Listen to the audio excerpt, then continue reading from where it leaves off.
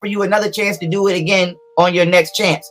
You did not prove genetic or historic lineage outside of the Bible, or outside of the Torah or religious talking points. So I'm gonna need you before this. And if you're not able to do it, you can say that. That's fine. But what I would like you to do before this conversation or discussion is over is to prove genetically and historically where you come from without using religion and without using the evolution theory. Okay. And the reason I'm bringing that up is because if you study genetics, you'll know that black people, we have the same exact chemical composition as a plant. The only difference between plants is we have magnesium. I mean, we have iron in our blood and plants have magnesium. If you were to switch magnesium with iron, we would turn green and plants would turn black. Now, why is this important? A rose in the summer and a rose in the winter is still red. You have Eskimos right now in colder climates that are still black.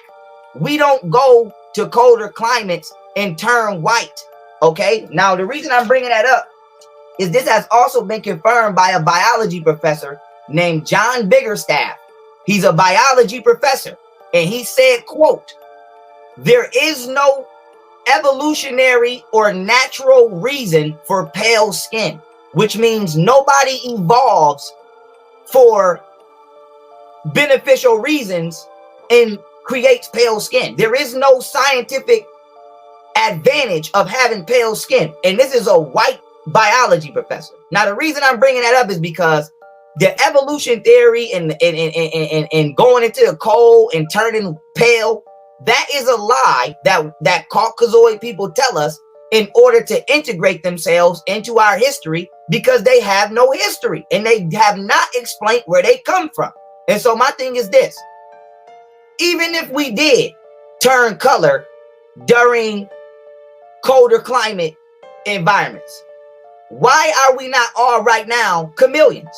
Why is everybody in America not black during the summer, light skinned during the fall, white during the winter, and then back light skinned during the spring? So you don't see a chameleon effect with humanity because it has not happened and it will never happen. Point number two, which I don't want to fly over people's head. If you are not black, you are not a full human being according to science. You have Neanderthal DNA. So here's the thing. If I go right now and live in Alaska, even if I did turn light skin, I would not lose 7% of my DNA. So what the evolution theory and what you presented is failing to establish is this: even if we did go to a colder climate and turn a lighter shade of pigmentation, why is your DNA inclined and encompassed of animal species that you cannot sexually reproduce with?